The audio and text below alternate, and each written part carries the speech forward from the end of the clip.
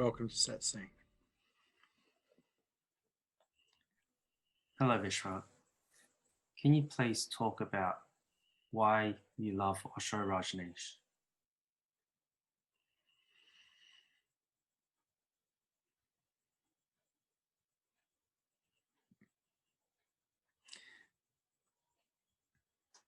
I could talk about the gratitude I have for what was shown to me, but that's not why I started loving him.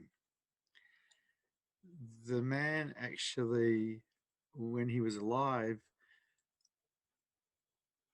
just felt like love.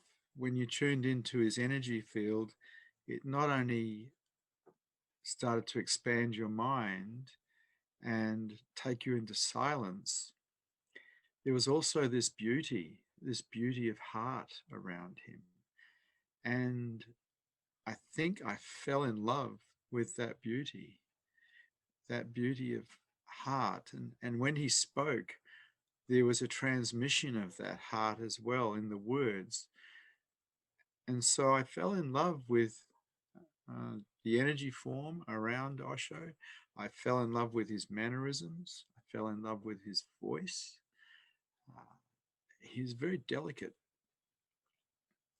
I just saw him as something beyond this world in a way. As a seeker, I had him on a very high pedestal. And just loved him. And then later, after being with him for a while and actually being fortunate enough to talk to him, something opened up inside of me. Something was germinated. And that seed flowered. And the gratitude that I have towards him from my first lot of Satoris after being with him, you just can't repay. You just can't. The only thing you can do is wake up and become a light so others can see. And even that's the only way you can repay, because there's nothing you can give someone who's awake. They're already free. There's nothing they need. There's nothing they really want. There's nothing they're attached to.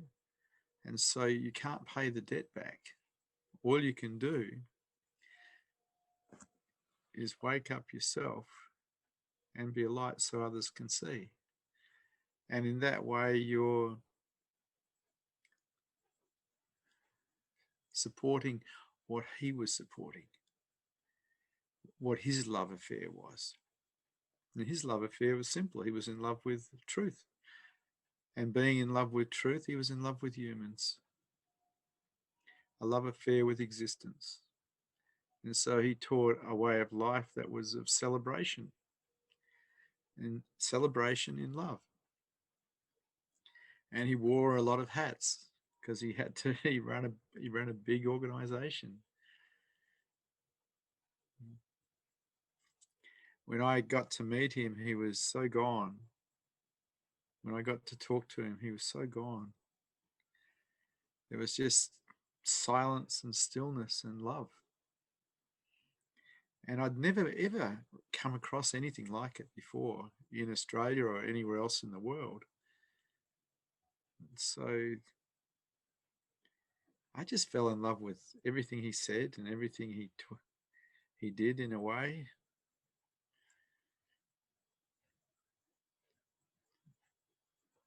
And so the love affair with the guru, the master-disciple relationship had truly begun. And in that relationship, you come open, you come vulnerable, you come with a yes. And in that yes, in that vulnerability, you're not collecting knowledge anymore. You're melting away as an ego. And awareness starts to become aware of itself, rather than just the noisy one that is now melting. And so the master-disciple relationship is actually a love affair in itself.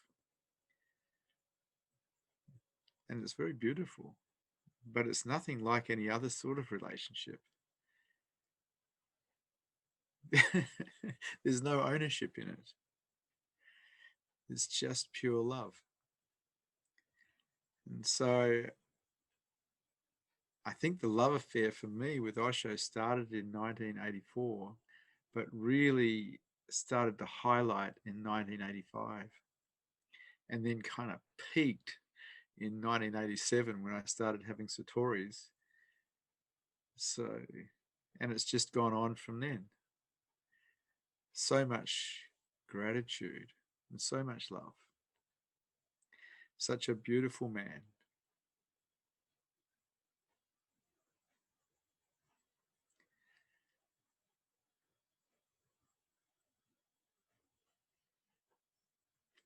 Are there any questions or any statements or any challenges to these teachings today?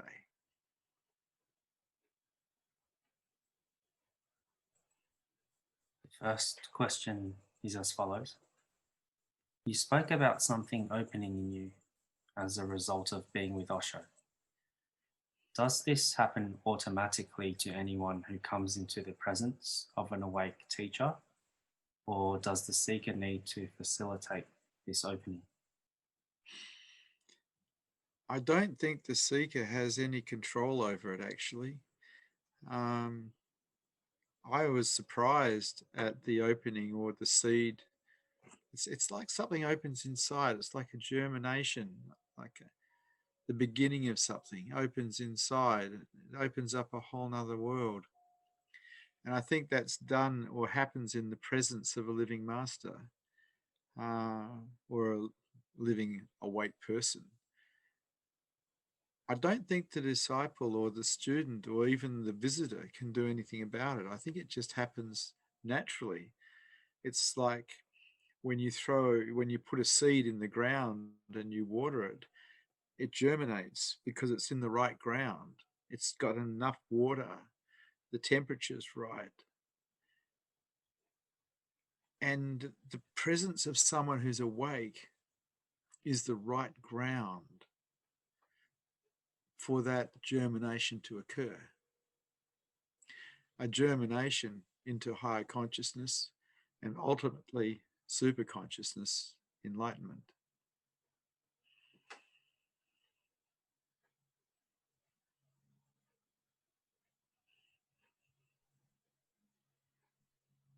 After Osho passed away, did you have to abandon Osho's teachings to be able to move on and follow other teachers? No, I've never abandoned Osho's teachings. Why would I do that? That's silly. His teachings are, you could say they're Osho's teachings, but they're 10,000 years old. You can find them in all the old masters. They all said the same thing in different ways. They added their own flavor to things, but they all said the same thing. He was very big on witnessing the mind, very big on meditation. He was reasonably big on self-inquiry. I mean, these are things that have been around for 10,000 years. So I didn't abandon his teachings. As a matter of fact, after Osho died, I continued to meditate every day. I continued to self-inquire. I continued to practice openness and the way of the heart every day. So it didn't die with him. It didn't end with him. It began with him, for me.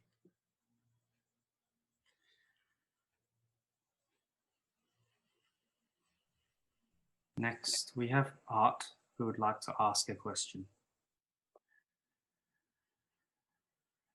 Hello, Art. Hi, Vishrant. I've had two experiences. I'm trying to figure out if they're what you're calling a Satori. One is where I have a deep recognition that there's no separate me. There's just all that is. A body, mind here, one there, that I have more information about, but there's no magical separate me. The second experience is where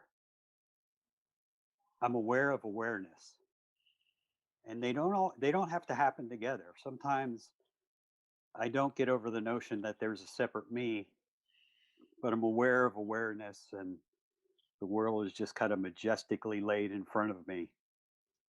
Sometimes I have a bit of both going on at the same time. Did you ever have these two things separately, or did they always come together for you? Yeah, Art, they do sound like Satoris. And people, quite often are looking for some big thing when it comes to Satori, but Satori can be quite small. I haven't experienced anybody here for 21 years now. And so the feeling is of being everything and nothing. And that's normal. That's normal here now, has been normal here for 21 years. Satori is awareness aware of itself. But in awareness of being aware of itself, there is also a sense of being connected with everything, particularly if you're out here. If you're out here, your vision's also out here, awareness is also out here. And so I feel connected as everything with everything, which is a little bit weird to try to explain to people who are ego-based, because they see themselves as separate, and they might have a connection through a conversation, or maybe some relative, or maybe they love someone.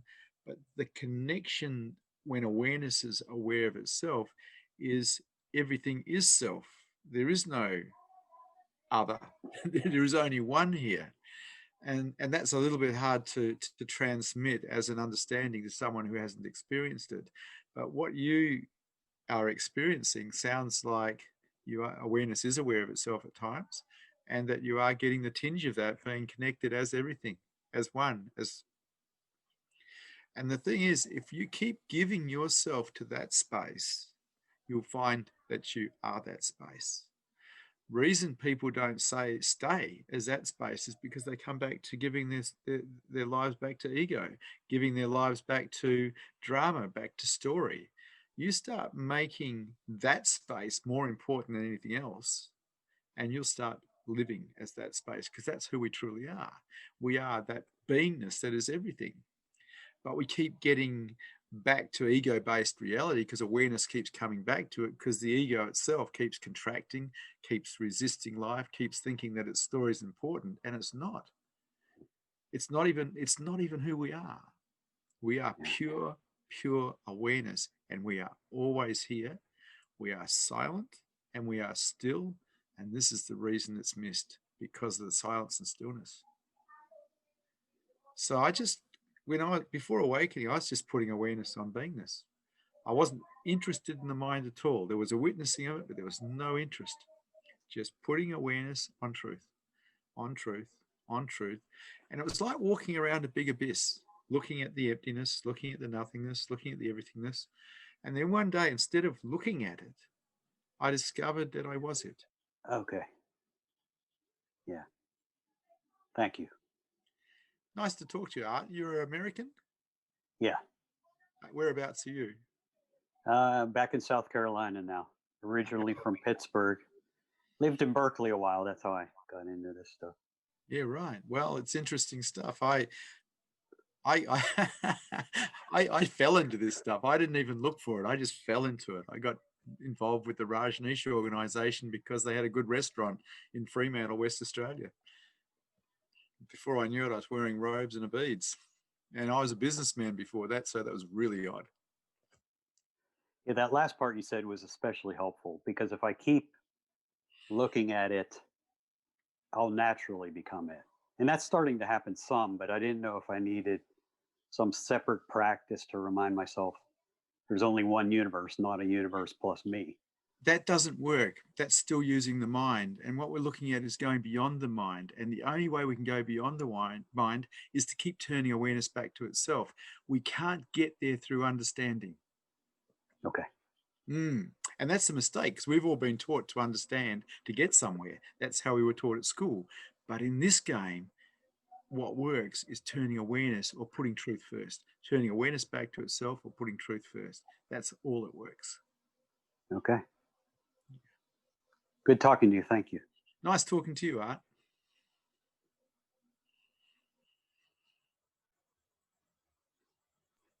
Next, we have a question from Zani on YouTube, who writes, without the cataclysm or Holocaust, can the change take place for the collective humanity when the time comes? I'm so sorry. I have no idea. I hear all these people talking about a quickening, of people waking up, of things getting faster. But I don't see it. What I see is some people willing to put in the work to get themselves ready for enlightenment. And I see a lot of other people not putting in the work, but being spiritual seekers, as an ego, not as true spiritual seekers. Forget about everyone else. Go for it yourself. Don't worry about what other people are doing. Go for it yourself. Give your life to truth. Give your life to heart. What other people do is their business. I don't see a great awakening happening on the planet. I wish there was, but I just don't see it. I see some individuals doing what's necessary to produce a mind that will support enlightenment. But most people are just hoping, and they're collecting knowledge, and they're playing with crystals, and they're into all sorts of rituals, and these things don't work.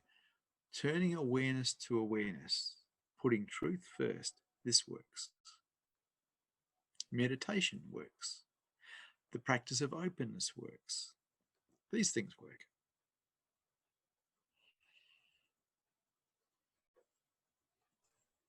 The next question has been written by a YouTube viewer.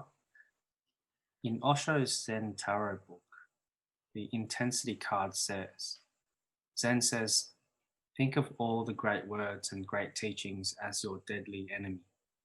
Avoid them because you have to find your own source. Please comment. Yes, Osho's warning people about collecting knowledge.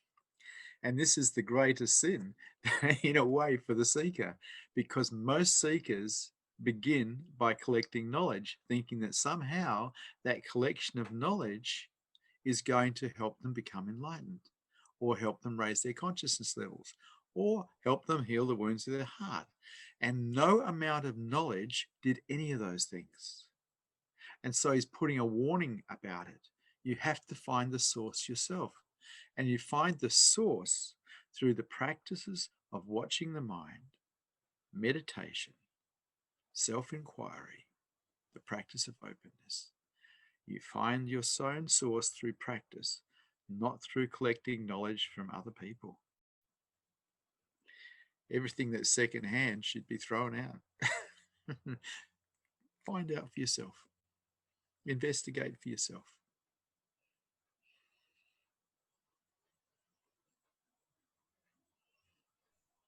The next question.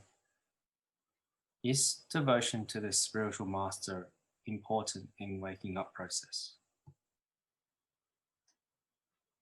It was for me, because the devotion that I had for Osho, who was my spiritual master, got turned into the devotion for truth, because Osho was representing truth. Osho the man is not truth. The truth is what was aware of itself in that body. The truth is the Buddha field. And so in falling in love or devotion to Osho, I was able to transfer that to beingness, which is a non-tangible. You can't actually, it's not an object, it's everything. And in that transference, the devotion was very total. My mind developed a love affair with truth.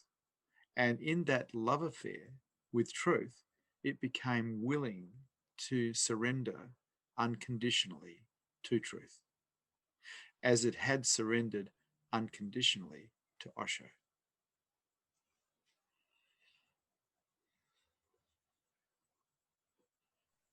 The following question has been written by Olivia, who writes, may we please have some more examples of practicing openness? Olivia. You notice when you're closed, you notice there's a contraction, you notice you're cut off somewhere, you notice you're defended. And then once you notice that, once you notice you're closed, once you notice you're defended, find a way to open up. Find a way to drop the defenses. Find a way to drop whatever resistance you're running and open up. And that's going to be up to you, because only you can do that. Nobody can do that for you. And so if you keep looking at your defense systems, you'll start to understand that there's belief systems attached to them. And those belief systems can be undone also. You undo belief systems by challenging them. Belief systems only hold water while they're believed. Once you put doubt into any belief system, it loses its power. And anything that contracts us or puts us into resistance to life, more than likely has a belief system attached to it with an expectation that when not being met causes that contraction or that resistance. In throwing doubt into the belief system, it loses its power and we can come back to nothing. And so openness, just remove all your defense systems. Just remove everything that closes you. And there is nothing but openness.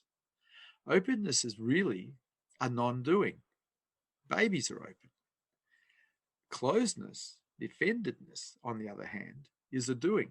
It actually takes energy to be closed. It takes energy to be defended. It takes no energy whatsoever to be wide open. I hope that helps, Olivia.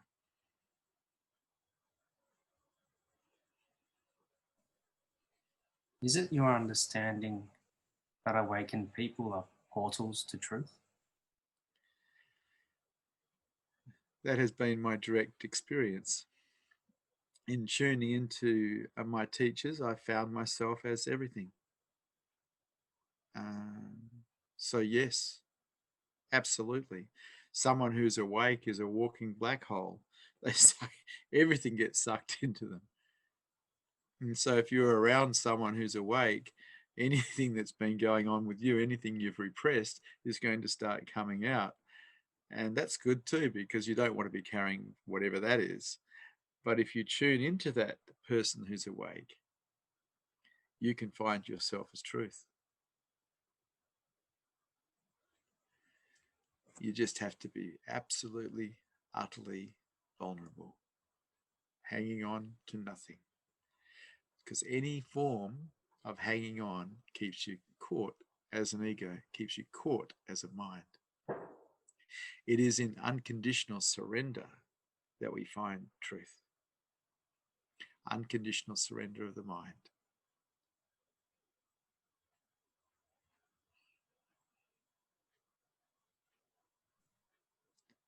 The following question is from a YouTube viewer.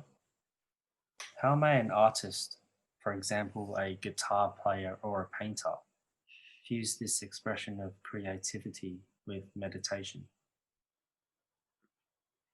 Well, with art, we start using a different part of our brain. We start using more of our right hemisphere, the more creative side, the less analytical side. And in that creativity, we can lose ourselves. So music and art can be used to lose ourselves in the nothingness, in the everythingness of it all.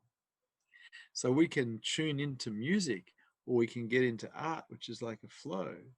Dancing is also an art, and lose ourselves in the dance, lose ourselves in the art, lose ourselves in the music.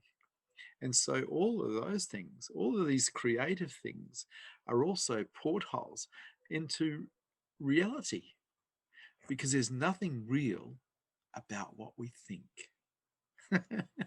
That's not real, but everything else is.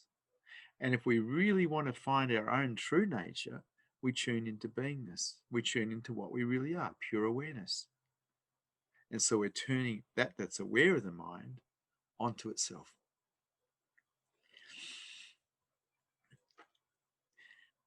I think the world is a better place for the artists, for the musicians being here.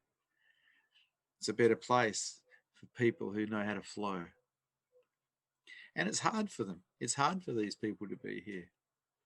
They're not so rewarded in our communities, but they are true assets because they're having fun. They're creating. They're enjoying life. They're with life. They're sharing that. It's very beautiful.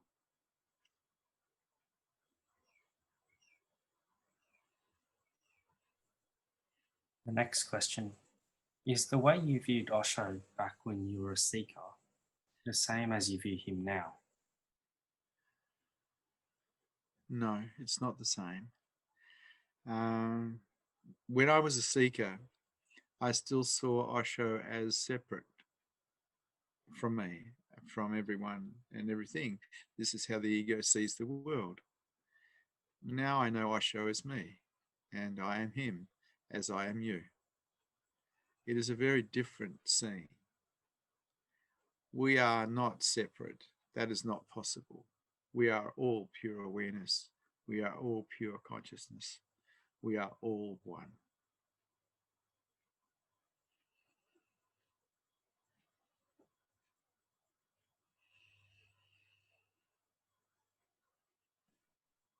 Next, we have a question from a YouTube viewer. What is even beyond being and non-being?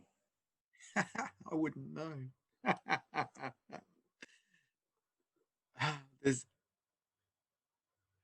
There's everything as self. There's nothing as self. And then out here, when awareness is out here, there's love. I don't know anything else. I don't know anything else. People want to know what's next. I don't know. And I don't care. There's just beingness as self, as everything. And when I'm out here with you, there's love. And this is very beautiful. I don't have an interest in anything beyond. I don't think there is anything beyond. I really don't care if there is or there isn't. And I don't know. And to be able to be okay with I don't know is so liberating.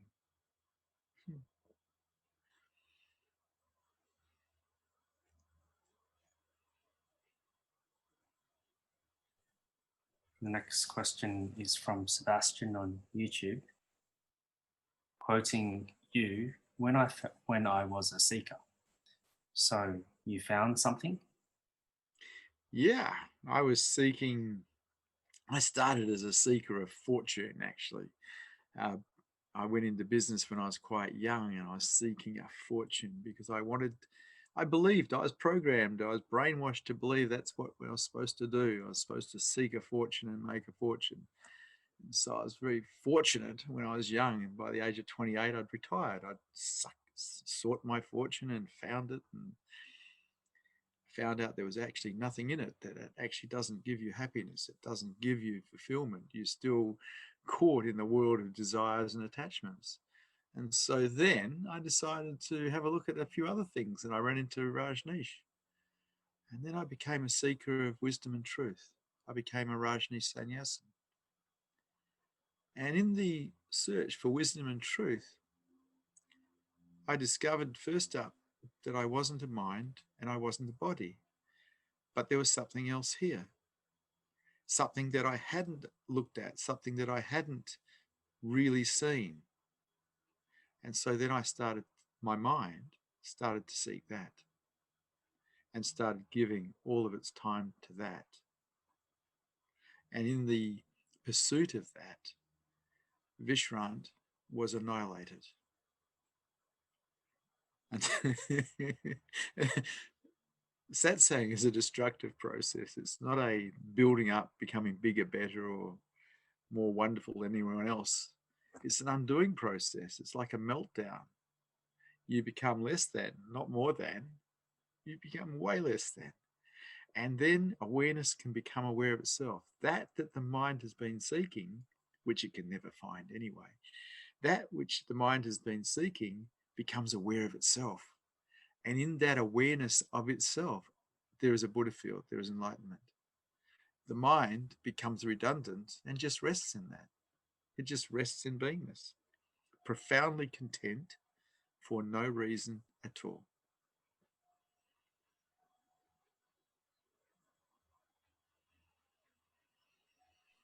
Next, we have a comment from Craig on Facebook who says, "Dear Vishrant, your Buddha field is the most beautiful thing.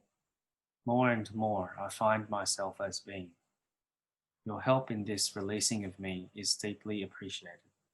Osho's force is your force. Thank you." Thank you. That's the only prayer, actually. Thank you. Yeah. Thank you, Craig. The next question is written by Art. "One time I was deeply focused on beingness and suddenly noticed, oh, the mind is asleep now, and that was a moment of dreaming. Are you aware during dreaming and or deep sleep?" Is there a question there, or is that a statement? The question was, are you aware during dreaming and or deep sleep? Okay. I haven't had a dream for 21 years. My mind doesn't dream. I go into the blackness and I wake up out of the blackness just as fresh as I went into it. There is no dreaming.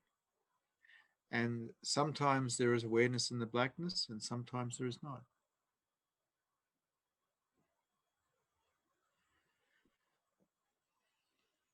That's the best I can say.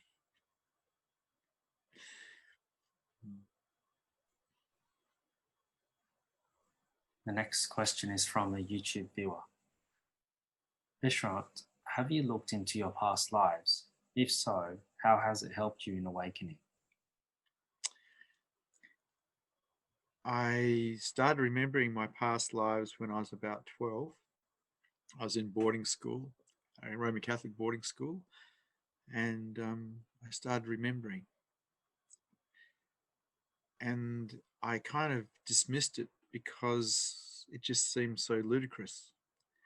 But then again, when I was about 33, the past lives came up, and then I would see them like visions, and I'd see one after the other, and it went on for weeks looking at past lives. And from people think, oh, you remember all that. You remember all the tragedy. It's like in this life, we remember the things that really hurt us. We remember them the most. And so I lost interest in trying to remember past lives. What I did get from it, and I got it very, very clearly, is I do not want to do this again. I do not want to do samsara again. Birth, growing up, getting a job, having a family, building, getting a house, suffering, dying. I didn't want to do it again. That's what I got from remembering past lives. I don't think I got anything else.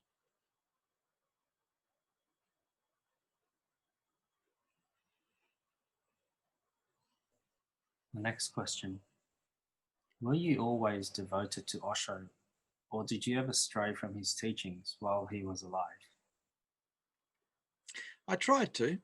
I had an argument. I had a disagreement with the commune, with what I was being asked to do in the commune in 1985. And I decided to leave because I just couldn't agree with what they were up to. And I turned my back on the commune, I turned my back on Osho, and I went out and partied for 6 months.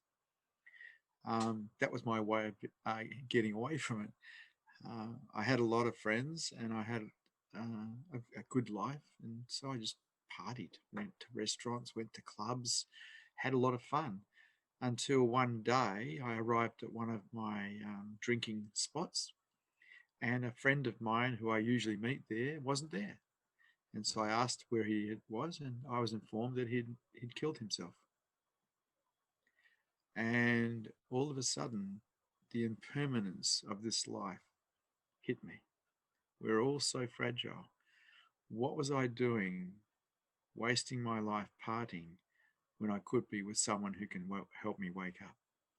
And so I went back to the commune and asked to reapplied for sannyas, and was told, well, you can't have it. you've given your mala back. You can't come back. And I didn't like that at all. So I started doing the Rajneesh meditations, the Kundalini and the dynamic in the evening and the morning. And then Sheila came to town. Sheila Silverman, who was Osho's secretary, came to town, and she was holding a public meeting because she wanted to raise funds for something, I think. And I attended that meeting, and I put my hand up during that meeting and asked for my mala back. I asked for my sannyas back. And she agreed. And I said, I would like my mala back right now, not later, but now. And she agreed, and someone went and got me a new mala. And that's how I got back in. But I had turned my back on the whole thing for 6 months. And boy, the spring back was so strong. The recognition of what I had lost, what I'd given up, was so strong with the death of my friend, the impermanence that we really do suffer here, and this opportunity that we have to actually wake up. And when you're with a living master, you have that opportunity. It's pretty difficult to do by yourself.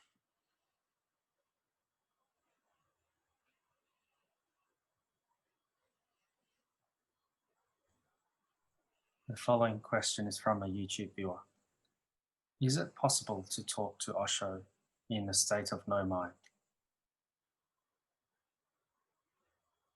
Osho is dead. He's been dead for 30 years. You can't talk to Osho. You might be able to imagine that you can, but you can't talk to Osho. Osho is living as beingness. You want to talk to beingness, it doesn't talk back. It's silent and it's still. Find that you are. Find that pure consciousness that you are. And you have found Osho. No language is required. His language is silence and stillness, the same as your true language.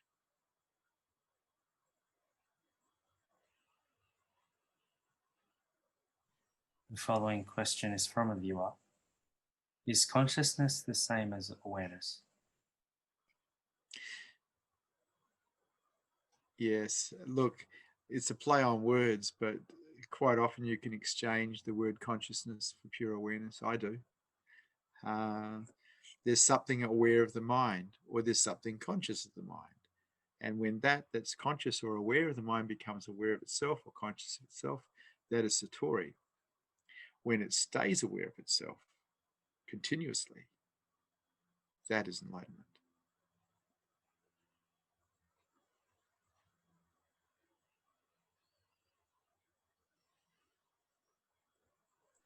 The next question has been written by Setu on YouTube. Could my spiritual progress be much faster if I left my regular day-to-day life and go to a spiritual center and be with a realized being like yourself and fully focus on it? What do you think, Vishrant? Well, that's what I did. And then he died. Oh, and that was so sad. He died. I went and lived in Pune before Osho died, and I was his disciple there. And when he died, I thought my chances of awakening were over, because I saw him as my only real chance at the time. Until 8 years later, some Advaita Vedanta teachers came to Perth City, where I live. And the moment the guy walked in the room, Isaac Shapiro walked in the room, awakening occurred. Satori occurred. And I knew that I had a chance again at awakening in this lifetime. I think that the best chance for any human being who wants to wake up is to hang out with someone who's awake. I don't like the word spiritual very much, because I see someone who's awake as living as reality, and someone who's teaching about that is teaching about reality. Because the one thing that is not real is who you think you are as an I. Someone who's awake is living as pure awareness. They're living as pure consciousness. They're living as the universe. They are living as reality. And so when people ask me, what do? I just say, I'm a reality teacher. I don't like the word spiritual. There's too many smells and bells about it. Reality is what we truly are.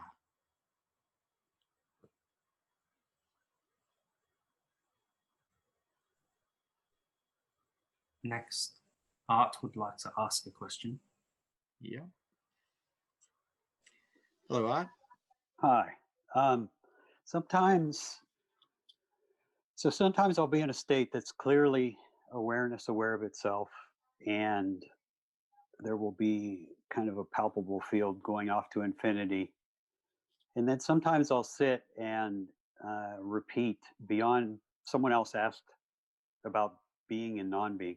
I'll repeat beyond being and non-being, beyond something and nothing, the absolute. And I can't tell if it's a different state. It certainly has a different flavor. Is there some other state beyond beingness that's called the absolute? Or am I experiencing the same thing, you think? I'm going to do you a favor, Art. Yeah. Don't think about it. Truly, mate, the thinking is the problem. It doesn't matter as long as your awareness is aware of itself, and whatever that shows up for you, that is fine. All the measuring is part of the problem. It's one of the ways the ego gets to survive when someone's starting to wake up. It becomes the little helper that starts measuring how awake I am, how in am I, how long has this lasted? And it's just the ego trying to survive. Let it all go. Drop the... Amen. Thanks. Amen. That's it. Thank you so much. Thank you, Art. See ya.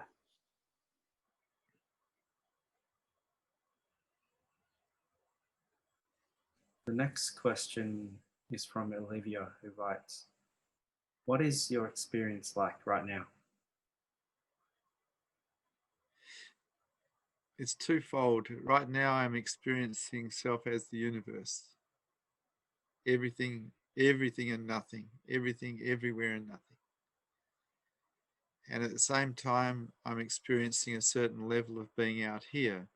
And so there's a voice. There's nobody here. There's no sense of somebody here, but there's a voice. There's talking, but there's nobody talking. There's movement of the hand, but there's nobody moving it. There's love, but there's nobody loving.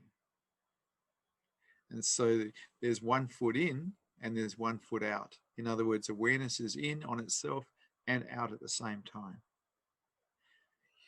And there's a lot of bliss. The bliss is so strong, my eyes are having trouble staying open.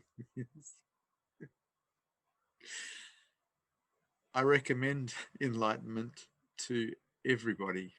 Olivia?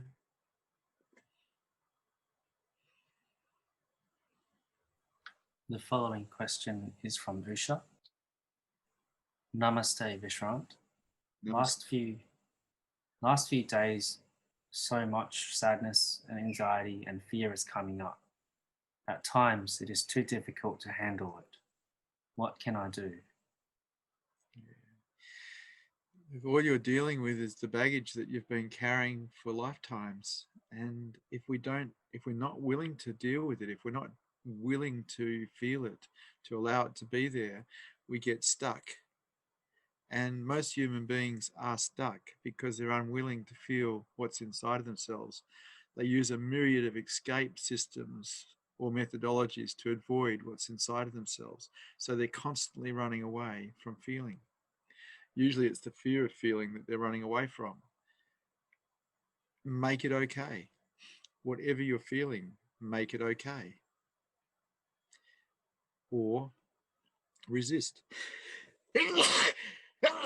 Oh, excuse me.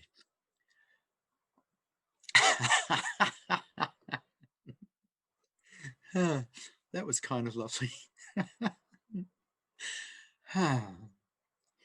My methodology was to make everything okay, to accept whatever life gave me, the good, the bad, the ugly, the joy, the love, the pain. Whatever appeared, I made okay. It was all okay.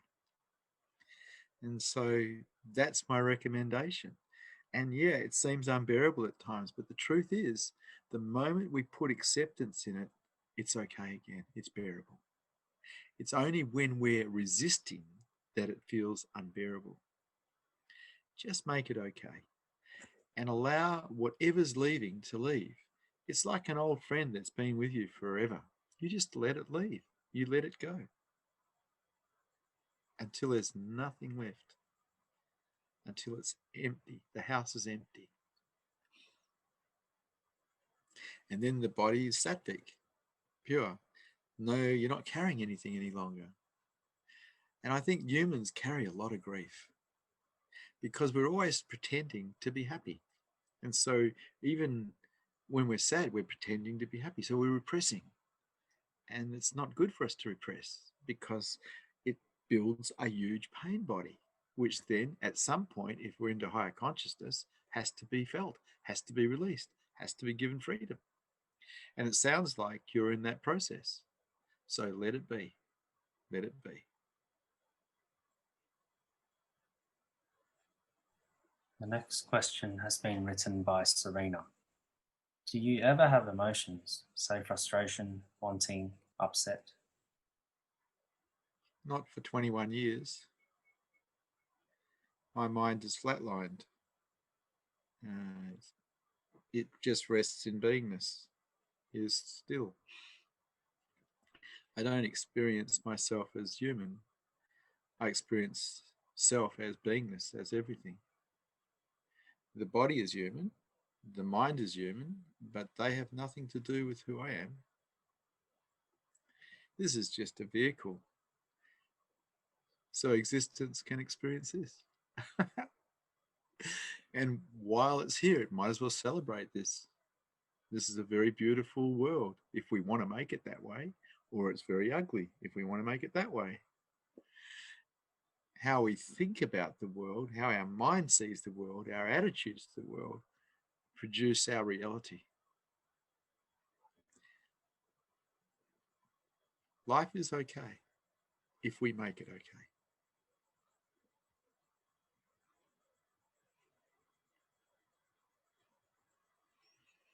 The next question has been written by Eamon on YouTube.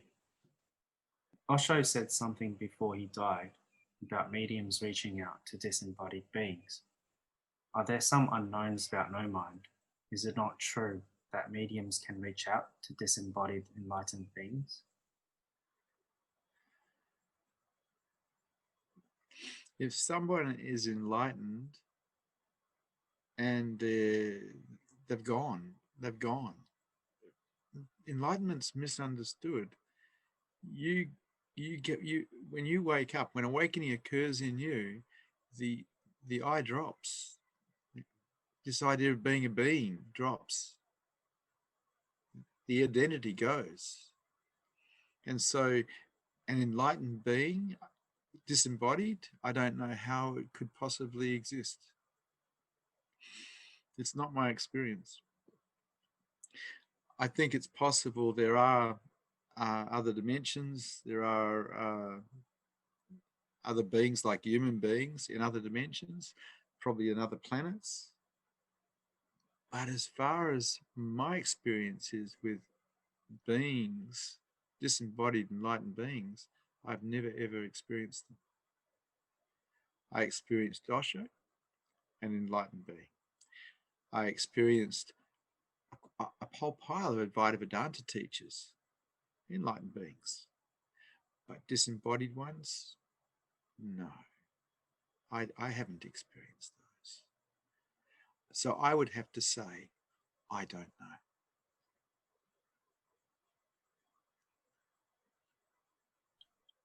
The following question is from Zani on YouTube. How can one be more aware at the exact moment of death so that one can take the jump?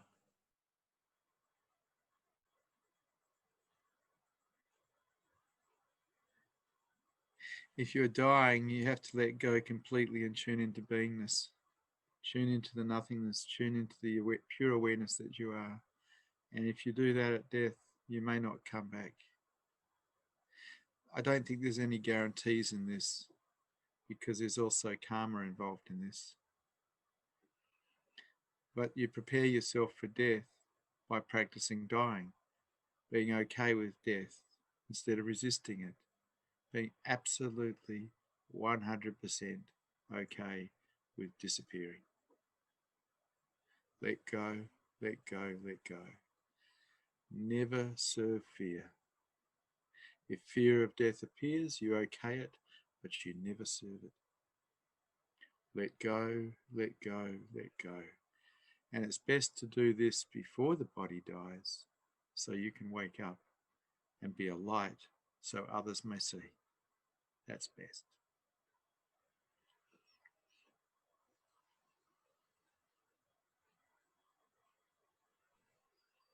Were you in love with Osho's personality or with the light he carried? Both. I loved his personality. I loved listening to him talk. He was an amazing speaker. I loved his stories. He was a storyteller. He was a wonderful storyteller. I fell in love with his voice, but I also fell in love with the energy field around him. I fell in love with the Buddha field. And in that love affair, I learned how to die.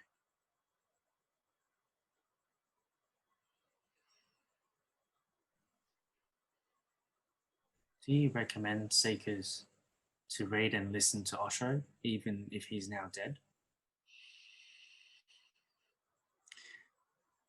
With my own groups, my own people, I put out a lot of Osho memes because he was my teacher, and he said a lot of things that were profoundly true. And so I use his teachings to help teach my own students.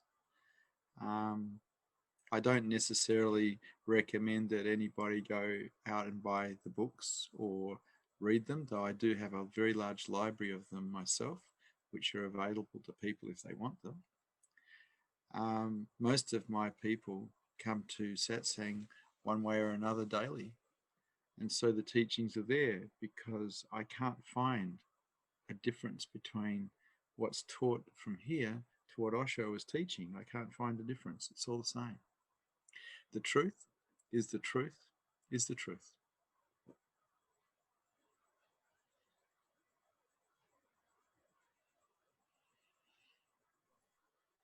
Next question is from Fidelia on YouTube. Is it possible to be in a long-term relationship with someone else that is not awakened? Oh, it's possible. It's just difficult.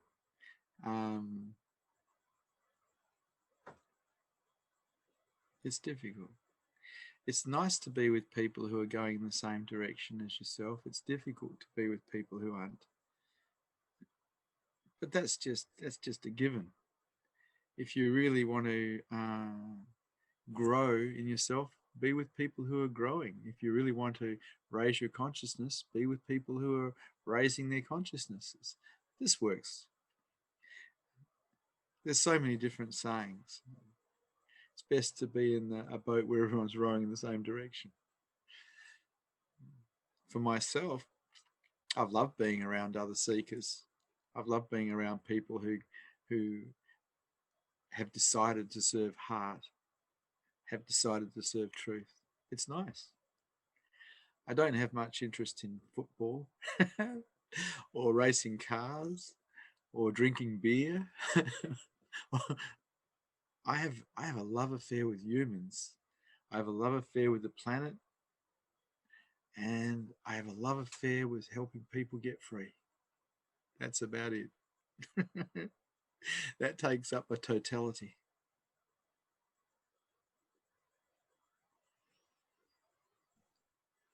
following question is from a viewer. Why am I more obsessed with suffering and with hearing about beingness than I am with doing your beingness meditations, even though they work? Basically, because you were programmed the same as I was programmed to collect knowledge. We weren't really programmed to practice anything. We were programmed to collect knowledge, sit for exams, pass those exams, get a certificate or a degree, and get a job. And the thing about higher consciousness or changing anything about our minds is it actually takes practice. It doesn't happen through the collection of knowledge. It's not possible. We have to practice something different to what we've been doing before. And we have to practice it long enough so it becomes a default program. That can take up to a couple of years. And so people lose interest pretty quickly because they don't want to put the discipline in to making the changes. They don't want to put the time and effort in. But those people who do change put the time and effort in. That's why they change.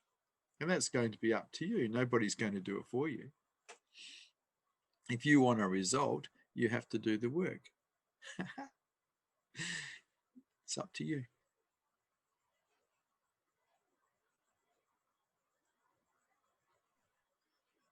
Following question is from Eamon on YouTube. When I close my eyes to meditate, all I see is darkness. Is this darkness supposed to change to something over a period of time after my meditation ripens? Okay, so it sounds like what you're seeing is no mind. And I was very fortunate. I found no mind meditating when I was quite young. And that's when I realized that, well, here I am in no mind. There's no thoughts whatsoever happening. So who am I? If there's no thoughts happening, who am I? Who am I really? There's something else here. It's pure awareness. What's this? And so then the interest became in what was aware of the blackness, what was aware of the darkness. And now I started to get interested in what was real, what was true, what my true nature was. No mind is commonly the waiting ground for Buddhists. They wait in no mind for enlightenment. They get there through meditation. But really, what's aware of the no mind? What's aware of the blackness? That's of true interest. Who am I really? Or better still, what am I really? Find a way to find that is aware of the blackness. Turn awareness back to itself and know yourself as truth.